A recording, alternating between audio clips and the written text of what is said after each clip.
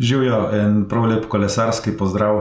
Pred enim mesecem mi je gledalec Mladen napisal tak komentar na YouTube o powermetrih, da je meni samo padla čeljust dol, kaj vse ta človek ve o teh merilnikih moči. In če se vi sprašujete, kako lahko izboljšate svojo kolesarsko zmogljivost, kako bi dosegli več ciljev, potem si morate obvezno pogledati ta video.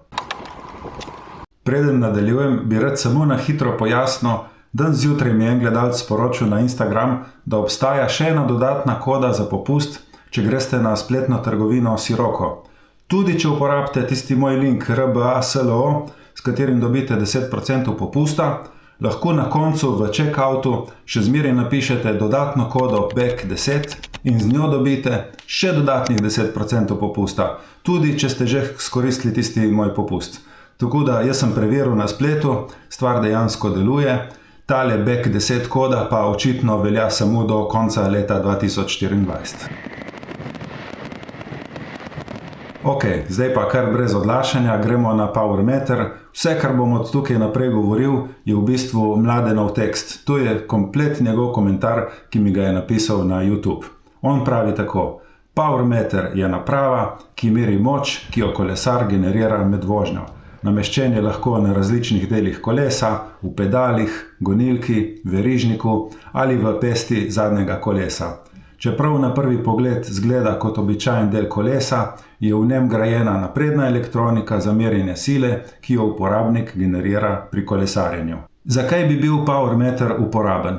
Powermeter omogoča natančno spremljanje napora med treningom ali tekmovanjem. S tem kolesarjem pomaga optimizirati vadbo, izboljšati zmogljivosti in preprečiti pretreniranost.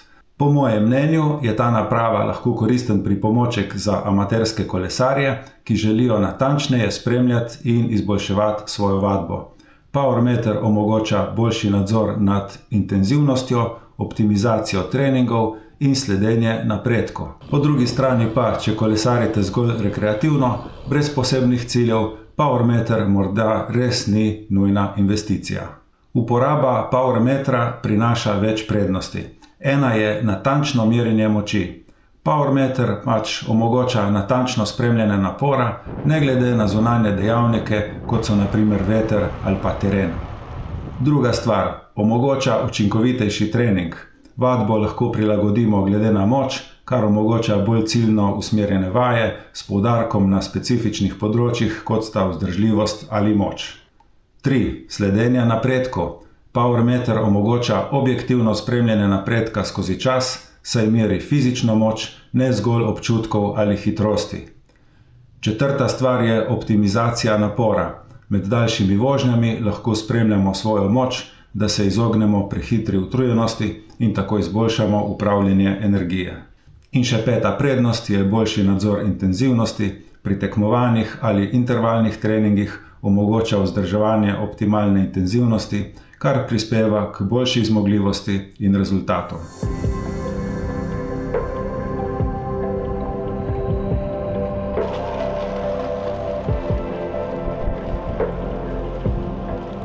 Ko sem se jaz sam pri sebi odločil o nakupu powermetra, so me nekako prepričali spletni članki, da je skoraj isto, če treniraš na powermeter ali pa na srčni utrip. In nekako sem tudi sam sebe prepričal, da realno, če spremljam svoj srčni utrip, da je to. Ampak Mladen primerja powermeter z merilnikom srčnega utripa in ugotavlja, da ima powermeter kar nekaj prednosti pred merilnikom srčnega utripa. Ena stvar je neposredno merjenje napora. Powermeter meri neposredno moč, ki jo proizvedemo, medtem ko srčni utrip meri odziv telesa na napor. Zaradi tega je powermeter bolj natančen in odziven pri oceni trenutne intenzivnosti. Druga prednost powermetra je takojšen odziv. Powermeter takoj prikaže spremembe napora, kot recimo pri sprintih, medtem ko srčni utrip potrebuje nekaj časa, da se prilagodi zaradi zakasnitve telesnega odziva. To je res, to sem opazil tudi sam, ko sem recimo delal treninge intervalov, sem videl, da srčni utrip zmeraj malo zaostaja. Ko ti prideš recimo v cono 4, moraš nekaj časa goniti, da se srčni utrip počasi dvigne, in ko potem nastopi cona 1, tudi traja nekaj časa, da se srce umiri in da dejansko pade v cono 1. Zato verjamem, da pri powermetru, ko ti popustiš, tam dejansko vidiš odziv, oziroma da je moč padla, oziroma kadar je treba, da naraste, ko pritisneš, takoj powermeter pokaže tvoje vate. Powermeter je tudi neodvisen od zunanjih dejavnikov, ker na srčni utrip lahko vplivajo različni dejavniki, tudi recimo utrujenost, stres, temperatura, dehidracija. Powermeter pa dejansko meri moč ne glede na vse te pogoje. Zaradi tega powermeter omogoča natančnejši trening, on omogoča bolj ciljno in strukturirano vadbo, zato ker lahko natančno spremljamo, koliko moči uporabljamo, kar je ključno za napredek pri specifičnih treningih. Powermeter poleg tega omogoča tudi objektivno merjenje fizične zmogljivosti in napredka, medtem ko srčni utrip bolj kaže odziv telesa na napor in ni tako natančen za oceno dejanskega napora. Seveda pa ima powermeter v primerjavi z merilnikom srčnega utripa tudi svoje slabosti. Ena stvar je cena. Powermetri so dražji od merilnikov srčnega utripa, tukaj ni nobene debate. Jaz sem recimo svoj merilnik srčnega utripa dobil v paketu skupaj s števcem Garmin in tudi ko je on po letu in pol crknil, sem kupil nov merilnik za 60 €. S powermetri pa mislim, da se štarta od 240 naprej, cene pa lahko grejo tudi do 600-700 €. Naslednja slabost powermetra je njegova kompleksnost. Powermeter zahteva nekaj znanja za pravilno uporabo in tudi interpretacijo podatkov, medtem ko je merilnik srčnega utripa enostavnejši za uporabo. Tretja slabost je ta, da powermeter meri moč le med kolesarjenjem, medtem ko je merilnik srčnega utripa uporaben za več različnih športov in bolj vsestranski. Vi si namestite tisti pas gor in lahko tečete, hodite, kolesarite, karkoli počnete, on pač meri vaš utrip. Omeniti je treba še občutljivost na poškodbe. Powermetri, še posebej tisti v pedalih ali v gonilkah, so občutljivi na udarce ali padce in so za popravilo seveda dražji. Pri izbiri powermetra se lahko osredotočite med različnimi modeli, ki se razlikujejo po namestitvi in cenovnem razredu. Pedalni powermetri so enostavni za namestitev in prenašanje, vendar so lahko dražji. Powermetri v gonilki ali v verižniku pogosto ponujajo natančnejše meritve in so lahko bolj trpežni, vendar zahtevajo več dela pri namestitvi. Odločitev je odvisna od vaših potreb in proračuna. Kolesarji, ki načrtujejo resne treninge in tekmovanja, morda raje investirajo v kakovostnejši model, medtem ko so za rekreativne kolesarje lahko enostavnejši modeli povsem dovolj. Kdaj je powermeter smiselna investicija za rekreativne kolesarje? Če kolesarite zgolj rekreativno, je powermeter smiselna investicija, če želite izboljšati svojo kondicijo in dosegati osebne cilje. Z njim lahko natančno spremljate svoj napor in si postavite merljive cilje, kar lahko pripomore k večji motivaciji in užitku med vožnjo.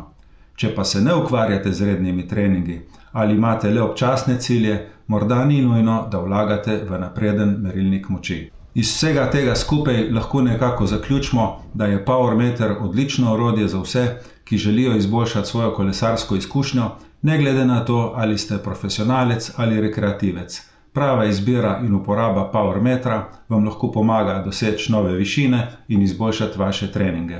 K prijetni kolesarski izkušnji precej pripomorijo tudi kvalitetna kolesarska oblačila. Jaz sem zelo vesel, da lahko sodelujem s špansko spletno trgovino Sirocco. Recimo, to je njihova majica, to so njihova očala in ponudim vam lahko 10% popust, ki ga dobite tako, da greste na njihovo spletno trgovino preko tega linka, ki vam ga dajem tukaj spodaj in ki ga imate tudi v opisu videa. Ne pozabite, če boste karkoli naročili do konca leta 2024, v checkoutu dopište še kodo BEK10, da boste dobili še dodatnih 10% popusta.